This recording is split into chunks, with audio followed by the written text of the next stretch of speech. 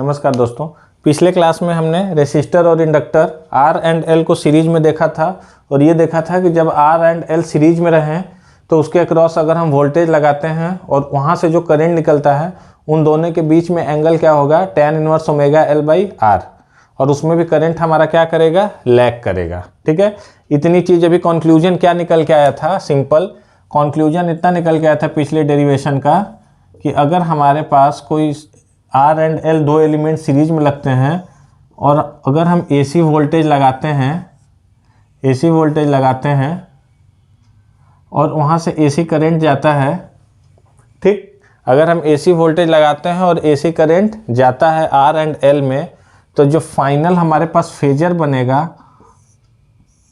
वो इस तरीके से बनेगा। ये V रहेगा, ये I रहेगा और ये VL रहेगा, और जो फाई की वैल्यू रहेगा tan inverse omega L by R रहेगा। मतलब इस केस में भी जो करंट है हमारा वोल्टेज से लैग करेगा और एंगल क्या रहेगा, tan inverse omega L by R रहेगा। कैसे बना, पिछले क्लास में डिराइव करवाया है, ठीक। और जो इस V की वैल्यू रहेगी, वो रहेगी I under root R square omega L का whole square, R square omega L का होल स्क्वायर, ठीक। तो ये कंक्लूजन पिछले क्लास से निकल के आया था। आते हैं आज नेक्स्ट में, आर एंड सी जब सीरीज में रहे। देखिए डेरिवेशन जिसको पिछले क्लास वाला नहीं समझ में आया वो देखे इसको, वो सारी चीज़ें जो पिछले क्लास में डाउट होगा वो क्लियर हो जाएगा। आर एंड सी सर्किट है हमारे पास,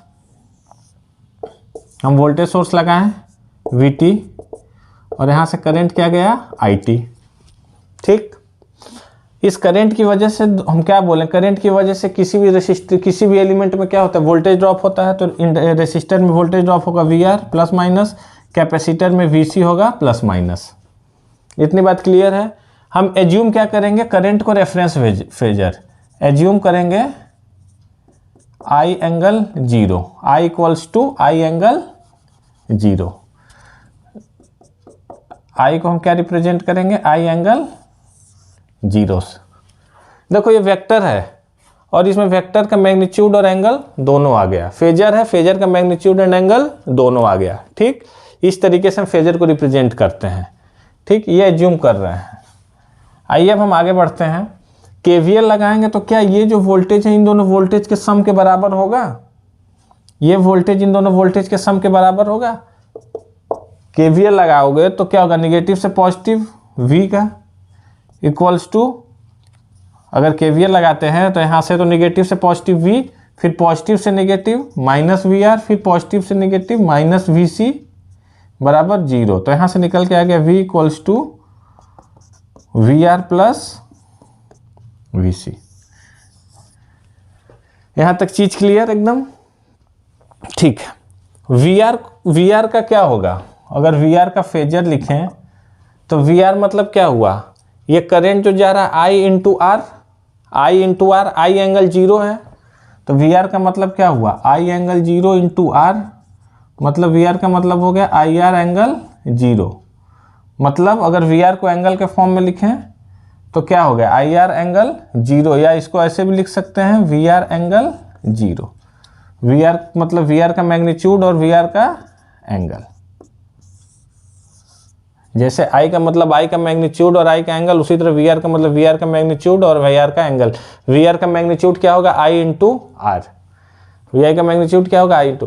कैपिटल I से क्या मतलब होता है, कैपिटल I का मतलब होता है RMS वैल्यू, कैपिटल I का मतलब होता है RMS वैल्यू, और स्मॉल I और ब्रैकेट में T लगता है उसका मतलब इंस्टेंटेनियस वैल्यू। ये इंस्टेंटेनियस करंट है, ये RMS करंट है, ये सब पहले बता चुके हैं, ठीक।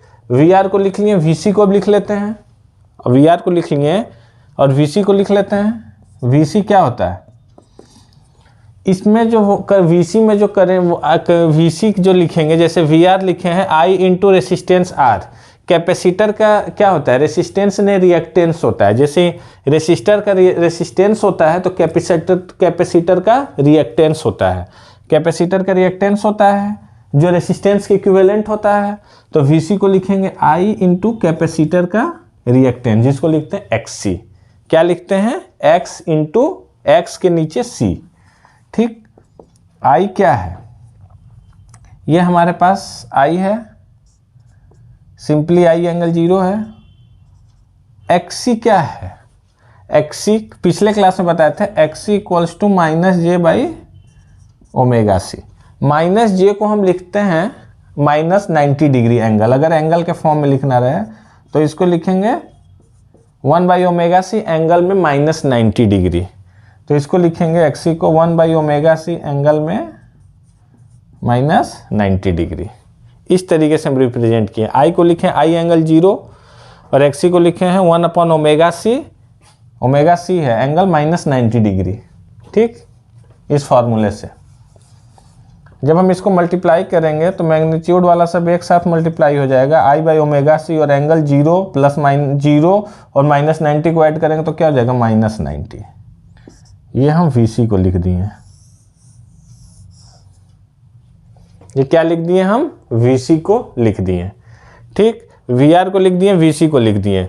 अब हम दोनों का फेजर बना के ऐड कर देंगे, इन दोनों का फेजर बना के ऐड कर देंगे। आइए हम यहाँ एक फेजर बना के ऐड कर देते हैं। सबसे पहले रेफरेंस फेजर बनाएंगे, क्या है रेफरेंस आई एंगल 0। उसके बाद VR का बनाएंगे, VR का क्या 0 ही वाले लाइन में है तो VR का भी इसी पे बना दिए, लिख दिए VR। इसी पे क्या लिख दिए VR। ये हमारा कौन सी लाइन है, इसको लिख सकते हैं रेफरेंस। एंगल 0 भी लिखने की जरूरत नहीं है, रेफरेंस 0 पे होता ही है, तो I हो गया और VR हो गया। VC क्या है, इससे प्लस 90 है कि माइनस 90 है, पहले बताए थे कि जब एंटी क्लॉकवाइज जाए तो प्लस, क्लॉकवाइज जाए तो माइनस। जब यहाँ से प्लस लेना है मतलब प्लस 90 रहता तो ऊपर बनता VC, माइनस 90 है तो नीचे बनता। ठीक, प्लस 90 के लिए हम यहाँ से क्लॉकवाइज लेके बनाते हैं, यहाँ से एंटी क्लॉकवाइज लेके बनाते हैं, और माइनस के लिए यहाँ से क्लॉकवाइज लेके, तो माइनस है तो VC हमारा क्या होगा नीचे, और VC की वैल्यू कितनी होगी आई बाई ओमेगा सी। VC की वैल्यू कितनी होगी आई बाई ओमेगा। मैग्नीट्यूड VC का इतना है और इतने से लैग कर रहा है रेफरेंस से, इसका ये मतलब हुआ वेक्टर का। ठीक, अब हम क्या बोल रहे हैं कि जो ये वेक्टर V है VR और VC का रिजल्टेंट है, तो जब दो वेक्टर का रिजल्टेंट क्या जाता है दोनों वेक्टर के बीचों बीच, तो ये हमारा क्या हो गया V, ये हमारा क्या हो गया V, ये हमारा VR है। VR को हम कहीं भी बना सकते हैं, उसमें कोई दिक्कत नहीं है। ये हमारा V। अब हमको ये पता करना है कि V का मैग्नीट्यूड कितना होगा और V का इससे एंगल कितना होगा। दो चीज़ हमको पता करना रहता है, जैसे पिछले में पता किए थे कि इस V का मैग्नीट्यूड कितना होगा और V का रेफरेंस से एंगल कितना बनाएगा। तो जो V का मैग्नीट्यूड होगा, यहीं से हम डायरेक्ट निकाल लेंगे। कैसे निकालेंगे देखिए, यहाँ से निकाल लेंगे डायरेक्ट। जो V का मैग्नीट्यूड होगा वो होगा under root of VR square plus VC square. V का मैग्नीट्यूड क्या, under root of VR square plus VC square, मतलब VR का मैग्नीट्यूड का स्क्वायर और VC का मैग्नीट्यूड का। VR का स्क्वायर मतलब I स्क्वायर R स्क्वायर, और VC का मतलब I बाई ओमेगा C का square, I square by omega square C square. I square common ले लेंगे तो क्या हो गया I under root R square 1 upon omega C का होल स्क्वायर। तो इसका मैग्नीट्यूड कितना आ गया VC का, इसका मैग्नीट्यूड VC का आ गया under root of R square plus 1 upon omega square C square, और साथ में क्या लगा है I। ठीक, इसका एंगल कैसे निकालेंगे, tan ले लेंगे। इसका एंगल कैसे निकालेंगे, tan ले लेंगे। क्या ले लेंगे, tan। निगेटिव की वजह से माइनस ले लेंगे और tan की वैल्यू ले लेंगे परपेंडिकुलर अपॉन में बेस, तो फाई का हो जाएगा minus tan inverse. Minus tan inverse क्यों किए, क्योंकि किस नीचे के साइड में है, निगेटिव साइड में है। ठीक, तो माइनस tan इनवर्स और VL by BC perpendicular by base, तो ये हो गया हमारा VC by VR। VC by VR, VC है ये ना, ये VC है और ये VR है। tan अगर इसमें इस ट्रायंगल में tan लगाएंगे तो VC की वैल्यू कितनी है I बाई ओमेगा C, और VR की वैल्यू कितनी है IR। VR की वैल्यू कितनी है IR, तो हमारा I कैंसिल, क्या बच गया 1 upon omega C R, 1 upon omega C R, मतलब VC बाई VR की वैल्यू हो गई minus tan inverse 1 upon omega RC। ये हमारा हो गया फाई। ठीक, हमको दो ही चीज़ निकालना है। एक निकालना है कि रिजल्टेंट जो वोल्टेज होगा उसकी वैल्यू क्या होगी, और ये जो वोल्टेज है इस करंट से कितना एंगल बनाएगा, इस करंट से कितना एंगल बनाएगा, लीडिंग की लैगिंग। तो इसका जो डायग्राम हुआ, कौन सा आगे कौन सा पीछे हो गया। अब ये जो करंट है इस वोल्टेज से लीड करने लगा, कितना, फाई के बराबर। फाई कितना है, minus tan inverse 1/ω/RC, minus tan inverse 1/ω/RC। ठीक, इसमें क्या कर रहा था, करंट लैग कर रहा था फाई से, फाई की वैल्यू tan इनवर्स ω/L/R। इसमें क्या कर रहा है, जो RC सर्किट में करंट लीड नहीं कर रहा है, करंट लैग नहीं कर रहा है, लीड कर रहा है। इसमें करंट पहले है, VC बाद में है, मतलब ऐसे हम देखते हैं, एंटी क्लॉकवाइज देखते हैं। एंटी क्लॉकवाइज जो पहले आता है वो लीड करता है, जो बाद में रहता है वो लैग करता है। एंटी क्लॉकवाइज देखेंगे तो जो पहले आ रहा है वो लीड है, बाद में जो लैग है। तो RL सर्किट में करंट लैग करेगा, RC सर्किट में करंट लीड करेगा, यही हमको ध्यान रखना है। ठीक है, तो इसका जो कंक्लूजन निकल के आएगा, यहीं पे हम अगर इसी के एक साथ में अगर कंक्लूजन लिख दें RC सर्किट का, सीरीज RC सर्किट का, सीरीज RC सर्किट का कंक्लूजन अगर लिखें तो RL सर्किट का हो गया। RC सर्किट का ये कंक्लूजन अगर लिखना रहे, अगर इस तरीके से सर्किट है हमारे पास सिंपली, तो इसका अगर कंक्लूजन लिखना रहे तो क्या बोले, ये I है, I⍵t जो है ना उसी का RMS वैल्यू है। ये क्या है, ये VC है, ये हमारा V है, और V जो है वो लैग कर रहा है कितना से, tan inverse 1/ω/RC, tan inverse 1/ω/RC। और V की जो वैल्यू है वो I √R² 1/ω²C²। ठीक, ये कंक्लूजन हुआ। फिर जैसे इम्पीडेंस के मदद से भी इसको कर सकते हैं, इसको इम्पीडेंस के मदद से भी कर लो, दोनों मेथड सीखो। इम्पीडेंस में क्या लिखते हैं, R+jX, R+jX। ठीक, R अब वैल्यू रखते हैं, यहाँ पे X की जगह क्या है, XC है, तो नेक्स्ट सिस्टम में लिखते हैं R, और अगर पहले XL था ना पहले वाले में, अब यहाँ पे क्या हो गया, X को क्या लिखेंगे, XC, तो R प्लस, अब इसमें क्या होता है, XC बराबर हम देखे हैं क्या होता है, -j/ωc, यही होता है ना। तो XC की जगह क्या लिख दो, -j/ωc, तो क्या लिख देंगे, R+jX रहता है, और यहाँ पे हो जाएगा R -j/,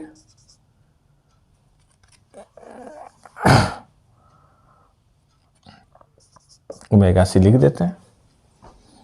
ठीक है, X की जगह यहाँ पे -j/ωc हो जाएगा। इंडक्टर में jX रहता है, कैपेसिटर में अलग होता है, हम पहले ही बताएं, कैपेसिटर -j/ωc होता है, और इंडक्टर में XL में jωL होता है। कई बार बता चुके हैं, ये कई बार बता चुके हैं, ये होता है jωL, XL = jωL। ठीक, तो यहाँ से अगर हम इसको हमको पोलर फॉर्म में करना रहे, इस इम्पीडेंस का मैग्नीट्यूड और फेज दोनों लिखना रहे, तो क्या लिख देंगे, √R² + 1/ω²C²। ठीक, और एंगल लिखेंगे -tan inverse 1/ω/RC, tan inverse Y/X 1/ω/C/R, तो 1/ω/RC। ये जो इम्पीडेंस का जो एंगल है, यही एंगल लैगिंग या लीडिंग बताता है। इस केस में जो करंट है हमारा लीड कर रहा है, तो यही एंगल बता रहा है, tan इनवर्स ω/RC। अगर हम वोल्टेज निकालें तो voltage equals to I into impedance, यही तो होता है, वोल्टेज बराबर I इंटू इम्पीडेंस। तो इसमें जब हम I की मल्टीप्लाई कर देंगे तो यही हो जाएगा I √R² + 1/ω²C², और angle -tan inverse 1/ω/RC।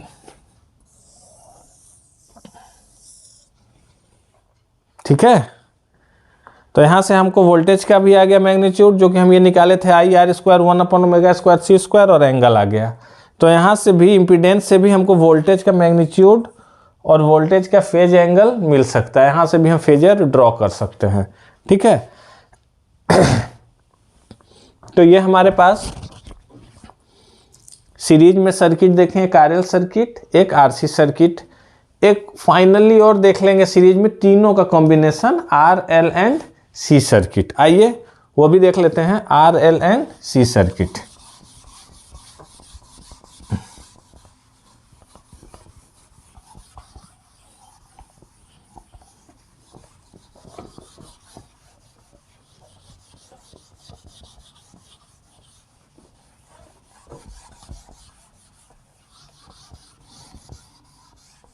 Exam में इसी तरीके से क्वेश्चन आता है, लिख देगा कि derive the relation between voltage and current in RL circuit, या derive the relation between voltage and current in RC circuit, या आरएल एंड सी सर्किट। तीनों में से कुछ भी एग्जाम में पूछा जा सकता है। तो लास्ट हम देखते हैं आरएल सी, मतलब एक वोल्टेज सोर्स हुआ VT, यहाँ से करंट निकला वोल्टेज की वजह से IT, RL and C circuit, ठीक, ये RLC। इस करंट की वजह से इस रेसिस्टर में ड्रॉप होगा, जिसको हम बोलेंगे VR, इंडक्टर में ड्रॉप होगा जिसको बोलेंगे VL, कैपेसिटर में ड्रॉप होगा जिसको बोलेंगे VC, ठीक। रेसिस्टर में ड्रॉप हुआ VR, इंडक्टर में ड्रॉप हुआ VL, कैपेसिटर में ड्रॉप हुआ VC। अगर हम KVL लिखें तो V इक्वल्स टू लिख देंगे VR plus VL plus VC। KVL लगा के देखना, यही आएगा। ये जो वोल्टेज है इन तीनों के सम के बराबर होगा। V equals to VR plus VL plus VC, और तीनों का कैसा सम रहेगा? Phasor sum. कैसा सम रहेगा? फेजर सम। नॉर्मल सम नहीं रहेगा, नॉर्मल सम नहीं रहेगा। अगर इसके क्रॉस 10 है, इसके क्रॉस 10 वोल्ट, इसके क्रॉस 10 है, तो इन तीनों के क्रॉस 30 वोल्ट का सम नहीं होगा, क्योंकि तीनों का क्या होगा? फेजर, ठीक। इस पर न्यूमेरिकल भी देखेंगे तो और चीज़ें अच्छे से क्लियर होंगी, ठीक। आइए अब हम आगे देखते हैं। VR को क्या लिखेंगे? I को हम क्या बोले हैं? रेफरेंस। I को हम रेफरेंस वोल्टेज ले रहे हैं। VR को क्या लिखेंगे? IR एंगल 0 डिग्री, या लिख देंगे VR एंगल 0 डिग्री। इसमें नहीं कंफ्यूजन है। VR का जब ऊपर बार लिखा है, इसका मतलब क्या लिखा है? VR को नॉर्मल फॉर्म, फेजर फॉर्म में लिखा है, और इस तरीके से लिखा है, मतलब इस VR का मैग्नीट्यूड और एंगल दोनों डिफाइन कर दिया, इसीलिए यहाँ पे बार नहीं लगा है। I को बार लिखा है, मतलब I का क्या है? इसमें बार का मतलब है कि दोनों चीज इसमें है, मैग्नीट्यूड भी है, फेज भी है। बट अलग अलग लिखना तो हम बार नहीं लिखेंगे, I एंगल 0 लिख दिए। तो VR equals to I angle 0 into R करेंगे तो क्या हो जाएगा? IR angle 0। VR हो गया। VL पे आते हैं। VL क्या होता है? I into XL, I into XL, I into XL, I का बार इंटू XL का बार। I को लिख देंगे I एंगल 0, और XL मतलब J ओमेगा L, मतलब omega L angle 90 degree, omega L 90 degree. मतलब इसको हम ये लिख सकते हैं I omega L angle 90 degree, मतलब VL angle 90 degree. VL bar equals to VL angle 90 degree. VL का मैग्नीट्यूड कितना है? I omega L। जैसे VR का मैग्नीट्यूड कितना है? IR, तो VL का मैग्नीट्यूड कितना है? I omega L। एंगल कितना बनाना है? रेफरेंस से 90 डिग्री बना रहा है। अब हम आते हैं VC की बात करते हैं। किसकी बात करेंगे? VC की बात करेंगे। कैपेसिटर के क्रॉस जो वोल्टेज होगा उसकी बात करेंगे। कैपेसिटर के क्रॉस वोल्टेज होगा करंट इंटू कैपेसिटर का रिएक्टेंस XC, क्या हो गया? ये I हो गया। करंट को अगर फेजर मैग्नीट्यूड एंड फेज दोनों में लिखें तो I एंगल 0। XC का क्या लिखते हैं? 1/ωc angle -90 degree, 1/ωc angle -90 degree. तो इसको हम लिख सकते हैं I/ωc angle -90 degree. I by omega C angle minus 90 degree. तो वी सी बार हो जाएगा तो हमारा V C angle minus 90 degree. हम वी आर लिख दिए, वी आर लिख दिए, वी एल लिख दिए और वी सी लिख दिए। पहला काम था इन तीनों को लिखना, इक्वेशन 1, इक्वेशन 2 एंड इक्वेशन 3। ठीक है, तीन चीज हमारा लिखना अभी सबसे जरूरी था, equation 1, equation 2, V R, V L, V C. इस फेजर के हिसाब से हमको तीनों चीज लिखना था, V R, V L, V C. ठीक,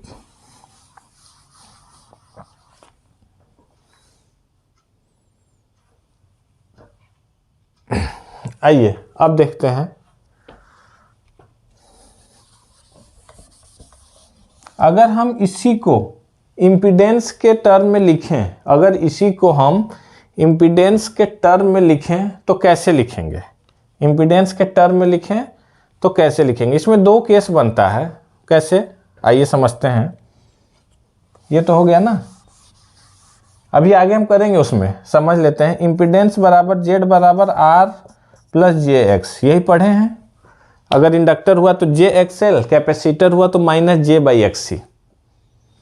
अगर बस इंडक्टर हुआ तो जे एक्स एल, कैपेसिटर हुआ तो minus J by X C. But यहाँ पे क्या है, दोनों चीज है, इंडक्टर एंड कैपेसिटर बोथ। तो यहाँ पे जो हम लिखते हैं वो लिखते हैं इम्पीडेंस को R plus J XL minus XC. क्या लिखते हैं? R plus J XL minus XC. ठीक है, इसको लिख देंगे जे और उसको लिख देंगे माइनस जे बाई एक्सी, तो क्या हो गया? XL minus XC. ठीक, केस 1 यहां तक तो लिख दिए। केस 1 पहले केस एज्यूम करें, एक्सएल माइनस एक्सी क्यों लिखें? एक्सी माइनस एक्सएल भी लिख सकते थे, इसीलिए केस 1 लिख रहे हैं कि जो इंडक्टिव रिएक्टेंस है वो कैपेसिटिव रिएक्टेंस से ज़्यादा है, इसीलिए हम एक्सएल माइनस एक्सी लिखे हैं। इंडक्टिव रिएक्टेंस कैपेसिटिव रिएक्टेंस से क्या है? ज़्यादा है। अगर इंडक्टिव रिएक्टेंस कैपेसिटिव रिएक्टेंस से ज़्यादा है तो इंडक्टर के अंदर जो वोल्टेज ड्रॉप होगा वो कैपेसिटर से भी वोल्टेज ड्रॉप से क्या होगा? ज़्यादा होगा। ठीक, इंडक्टर के अंदर जो वोल्टेज ड्रॉप होगा वो कैपेसिटर से क्या होगा? ज़्यादा होगा। तो इसको हम आगे जब देखेंगे, इसको जब हम आगे देखेंगे तो हम इसका क्या करेंगे? इस इम्पीडेंस का क्या लिखें? फेज एंड मैग्नीट्यूड दोनों लिखते हैं। ये R square plus XL minus XC का होल स्क्वायर का अंडर रूट। ठीक, जैसे under root R square X square होता है उसी तरह R square plus XL minus XC का, और एंगल कितना होगा? tan inverse XL minus XC by R. Angle कितना होगा? tan inverse XL minus XC by R. ठीक,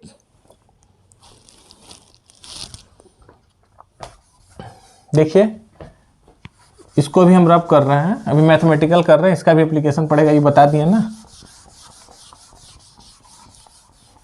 इसको हम मैथमेटिकली डायरेक्ट कर दे रहे हैं इम्पीडेंस मेथड से। Z equals to R plus J X लिखें, जेड बराबर R plus J XL minus XC. क्यों XL minus XC? XL is greater than XC था। तो अब इस टर्म का जब हम ये किस फॉर्म में, कार्टेशियन फॉर्म में, हमको किस में करना है? पोलर फॉर्म में। तो क्या लिखें? इसका मैग्नीट्यूड लिखें under root R square XL minus XC का whole square tan inverse XL minus XC by R. ठीक, अब हम V की वैल्यू लिखते हैं। ये तो इम्पीडेंस में तीनों चीज का कॉम्बिनेशन आ जाता है। इम्पीडेंस मतलब हमारा सर्किट कैसा बन जाता है? हमारा सर्किट इस तरीके से बन जाता है, ये सर्किट बन जाता है। ये VT है, ये IT है, और ये तीनों का कॉम्बिनेशन हो गया Z। इन तीनों का कॉम्बिनेशन हो गया Z। ठीक, तो इस तरीके से बन जाता है। अगर हम वोल्टेज की बात करें, V इक्वल्स टू क्या होता है? I into impedance. V equals to I into impedance phasor form में। तो इस वोल्टेज को क्या लिखेंगे? I का क्या है? I angle 0। Z का क्या है? Under root of R square plus XL minus XC का whole square angle tan inverse XL minus XC by R. अब हम एंगल वाले को एक साथ जोड़ देंगे, मैग्नीट्यूड वाले को एक साथ मल्टीप्लाई कर देंगे, तो R plus XL minus XC का होल स्क्वायर और tan inverse XL minus XC by R. ये हो गया v, ये v का मैग्नीट्यूड हो गया, ये v का फेज हो गया। अगर जब हम इसका ये बनाएंगे, जब हम इसका फेजर डायग्राम बनाएंगे तो देखिए फेजर हम क्या बोल रहे हैं I, क्योंकि कैसा है रेफरेंस फेजर क्या एज्यूम करते हैं, रेफरेंस फेजर इसमें भी एज्यूम करेंगे I रेफरेंस फेजर, तो लिख देंगे I एंगल 0। इसी फेजर पे क्या होता है VR होता था, इसी फेजर पे क्या होता था VR होता था, VL क्या था 90 डिग्री, VL क्या था इससे 90 डिग्री, VC कितना है इससे 90 डिग्री डाउन।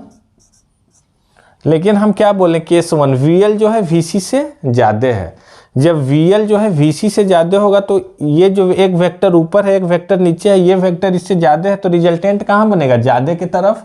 रिजल्टेंट कहाँ बनता है ज़्यादा की तरफ, तो यहाँ पे एक रिजल्टेंट बनेगा VL माइनस VC। क्या रिजल्टेंट बना VL माइनस VC। ठीक, अब जो हम V बनेगा ये रिजल्टेंट क्या बना VL माइनस VC। अब जो हमारे पास जो V बन रहा है उसकी मैग्नीट्यूड कितनी है I R स्क्वायर, मतलब V जो है हमारा ये है,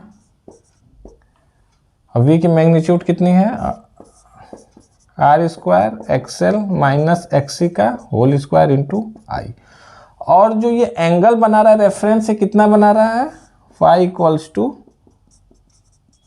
tan inverse XL minus tan inverse XL minus XC by R, tan inverse XL minus XC by R. ठीक, मतलब ये क्या है VL VC और V, VL VC और V तीनों का क्या है ये रिजल्टेंट है, ये तीनों का क्या है रिजल्टेंट है, ये VL माइनस VC का हो गया और ये VR का हो गया। VR VL माइनस VC इन दोनों का रिजल्टेंट क्या है V, तो फाई क्या हो गया tan inverse XL minus XC by R. अगर V के फॉर्म में लिखेंगे तो tan inverse VL minus VC by are.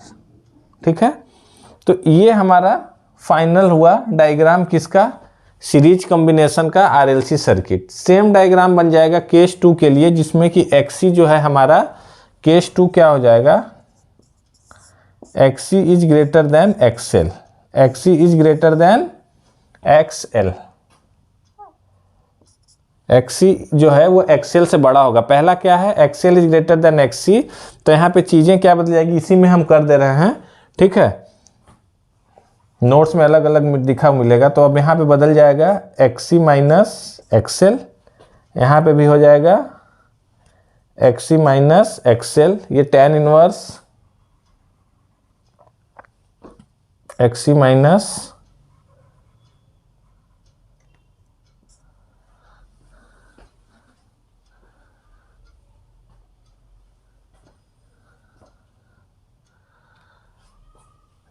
इसमें चीज़ थोड़ा सा बदल जाएगा, बता देते हैं इसको।